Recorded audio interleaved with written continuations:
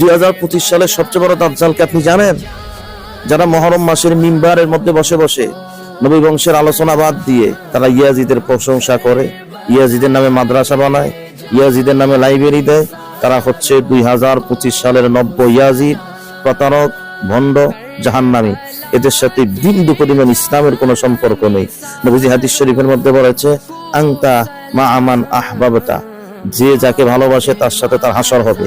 ঠিক তেমনি ভাবে এই দুনিয়ার মধ্যে যারা ইয়াজিদকে ভালোবাসে তাদের হাসর হবে ইয়াজিদের সাথে।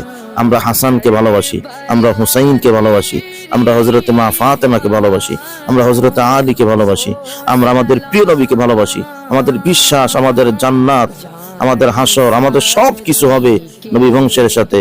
আমরা নিশ্চিন্তে জান্নাতে থাকবো। ইয়াজিদ অভিশপ্ত, ইয়াজিদ লাঞ্ছিত, ইয়াজিদ অপমানিত, ইয়াজিদ হচ্ছে জাহান্নামী।